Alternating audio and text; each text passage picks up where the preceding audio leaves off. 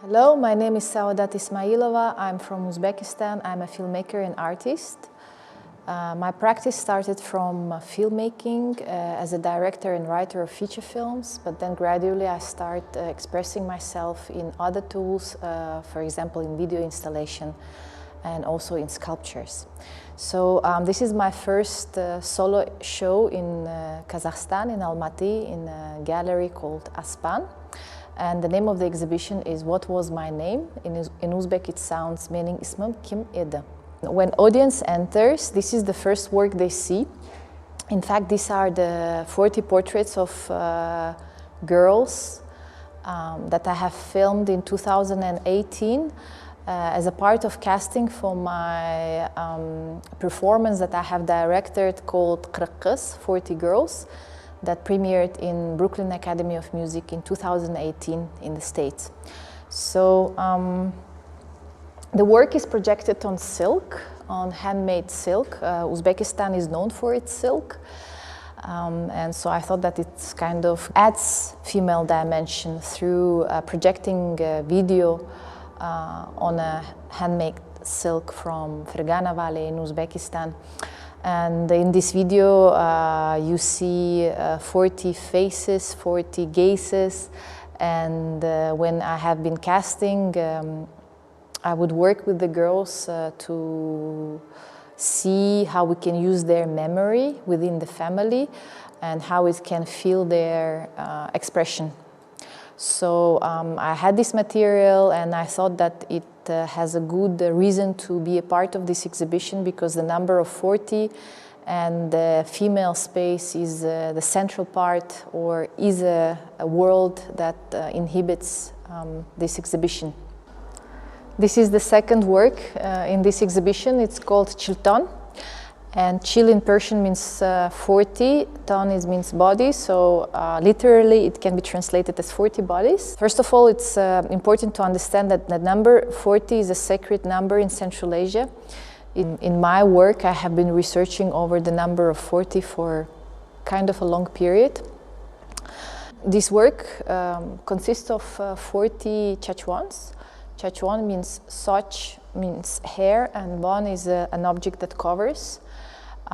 It's actually veils that have been used in Uzbekistan in the beginning of the 20th century until, let's say, 40s or 50s. Today, this object doesn't exist, and the skill or art of weaving of a horse hair into a net doesn't exist neither.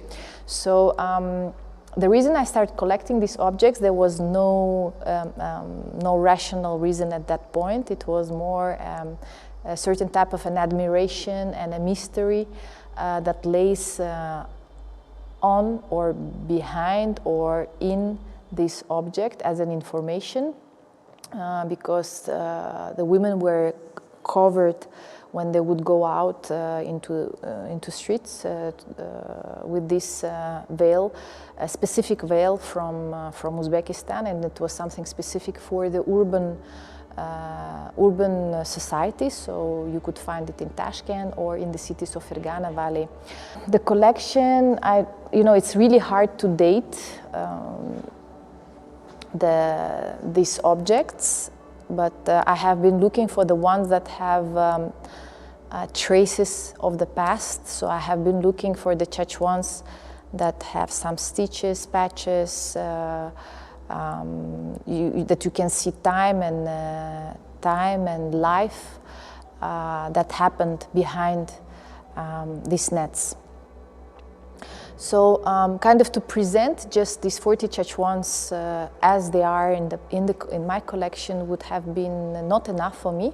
So in fact I have named each of the chachwan to create an individual connection and relation to each object, and I thought that naming them would create this equal relationship of me to a person that have ever been behind this object. Out of the 40 female names, there is 4 names that have been selected, and it as I come from cinema background, the light for me, of course, is the beginning of cinema, is a part of cinema. So I thought that I should work with light. But in this case, in the shape of sculptures, so I used the neon lights, and they are written.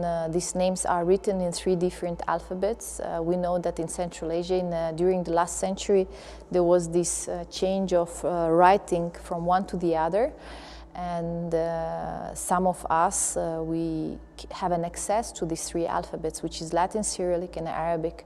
So these names are written in 3 alphabets mixed, and they are brought into kind of a 3D shape, so it becomes a sculpture. So you can read, the ones who can read, these four neon sculptures, but actually my intention was that they become unreadable and they get an abstract form. But the point of start is a female name. And the third installation, which is called Yangiol. Yangiol means the new road. It's covers of a magazine that was made for women in Uzbekistan starting from 1925. And the reason 1925, because in 1925 the Soviet Union started a movement called Hujum, and Hujum means an attack. And the object that we're attacking was exactly this one, the Chechwan, because they wanted to emancipate local women and also to integrate into a working force in the country.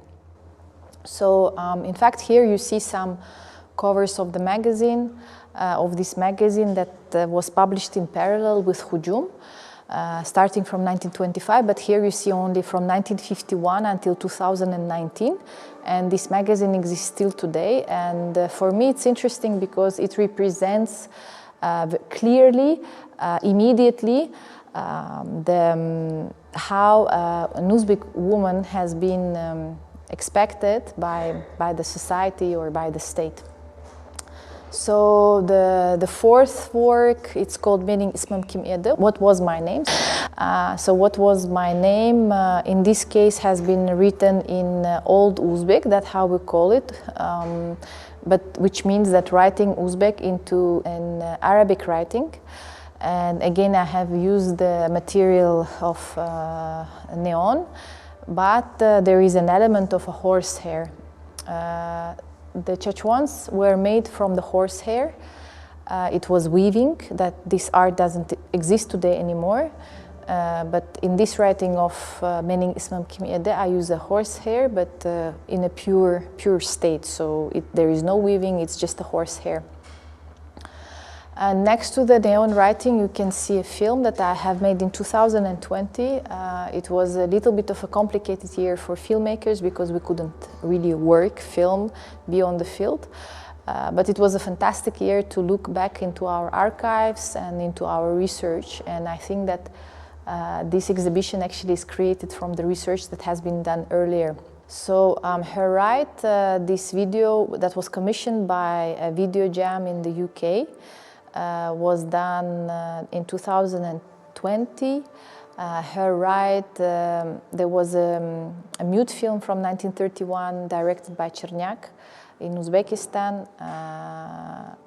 I thought that it's a good title for my work as well.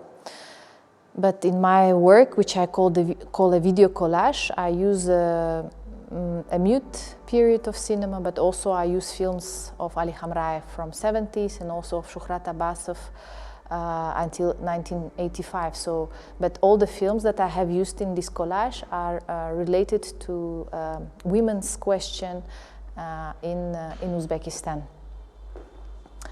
And the final point in the exhibition is this small room. I'm not going to enter there because it's completely dark.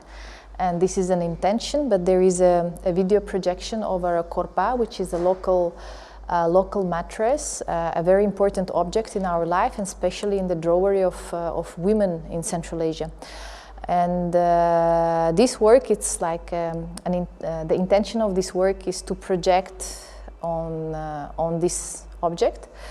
to project a text or a transcription of a text that I have read in the book of two scholars, Jean During and Sultan Ali Khudayberdiyev, that have recorded in 90s audio recordings of female rituals, but they call it as shamanic rituals. So when I read the text, it has been quite impressive, because there I again found the figure of the 40, the presence of the 40 spirits who protected, who also functioned as healers. So another reason to work with this text was because I could recall from my childhood what my grandmother was sharing with me, some of the concepts and ideas, for example, 18,000 worlds, and only one world is represented by the world that we live in. And some presence of creatures or spirits, and it's interesting text also to see this syncretism, a combination of Islamic thought together with the local beliefs that totally mixed up and was kept by the female population of our region. The central work of my exhibition, it's actually my first work that I have done for a space, or we would say it's a video installation, no? It's called Zuhra, and Zuhra means Venus from Uzbek, Persian, or any Central Asian other language. Locally, we believe that Venus is capable to grant wishes of women, so there is this private ritual in the morning. The Venus is the last star that remains bright on the sky. We can ask her to grant our wishes. So this work is related to Zuhra.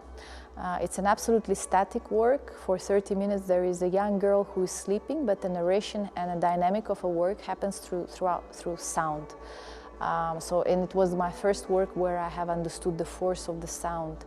And the narration happens through a documentation of two interviews that I have done in 2005 in the south of Uzbekistan, in Surkhandarya. Two girls that made vow of 40 days of silence, and it's a very specific ritual in our region, where when people have no other ways to solve certain problems or depression, questions. So in fact they make this isolation ritual for the 40 days, and when you try to understand what exactly happens, it's a ritual that makes you confront yourself and confront your inner problems and to find a solution yourself. But also the work, I have used a lot of archives in the sound, and also I have used film archives from the past of Uzbekistan that work as watermarks over the bed of Zuhra. And that's where I have also worked with the female question, women's emancipation question in Uzbekistan, or with the movement of Hujum, but in a very, very soft way. So the work on the first surface seems to be very atmospheric and static, but there is a lot of layers of the past and of the history, and yeah, so it's just about spending time and trying to focus on the sound of Zuhra. So in fact, the whole exhibition is kind of a glossary or of Zuhra, or a way to open up the thoughts and the ideas that were initially used in Zuhra.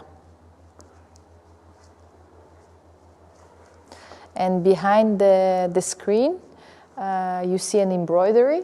It's made by Madina Kasımbayeva, who is a very talented traditional embroidery maker from Tashkent. I have redrawn the element or the ornament of an embroidery, but based on a central element. So I wanted that there is a kind of a feeling of a shining of a star. So that's what you see behind the screen. And I think that overall in this exhibition there is a kind of a connection of this world of women, or let's say traditional art that you see through silk, through weaving, through korpa and korpacha, which is the traditional mattresses that women used in their jewelry, together with my practice, which is filmmaking and a sound.